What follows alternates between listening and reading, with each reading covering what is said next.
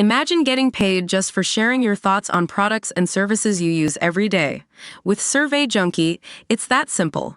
Click on the link in the video description to discover how you can start earning today by taking surveys. A tycoon's legal challenge to stop an energy giant building monster pylons near one of Scotland's most historic and iconic landmarks was deemed incompetent by a sheriff yesterday. Self-styled Lady of the Manor Samantha Kane was seeking a court order to block Scottish and Southern Electricity Networks, SSEN, plans to build the imposing metal structures near Carbisdale Castle in Sutherland. But Lady Carbisdale's legal bid hit a stumbling block yesterday when a sheriff refused to call her case, saying her writ was incompetent. Ms. Kane, who is also a barrister, was told that as the document had not been signed by a lawyer and there had been no representations to the court, the case will not be warranted until these matters have been addressed. When she tried to speak, Sheriff Robert MacDonald told her, "You have no locus here. We're done." Despite the setback, last night she said, "I can't give up. People won't come to a castle that is overshadowed by these ugly monstrosities. These pylons will kill any tourism in the Highlands, particularly around Carbisdale Castle.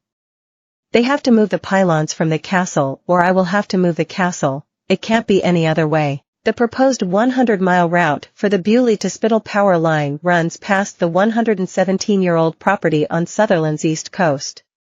Ms. Kane claims the 20-story-high pylons will touch the castle grounds and destroy a magnificent landmark. The millionaire insists the planned route was negligently designed and had lodged her application for an interdict at Tain Sheriff Court to stop the proposals going ahead. Court papers said Sen's development would cause the castle operators serious nuisance and harm. Compensation was also being sought for loss of business, delay, and distress. Previously Ms. Kane described it as a case of lady versus the giant, but last night she said, "I think we have a good argument. These things ought to be heard."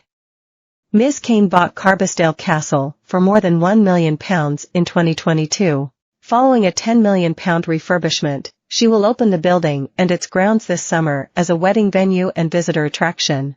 She is also in the process of creating her own state-of-the-art Hanging Gardens of Babylon attraction.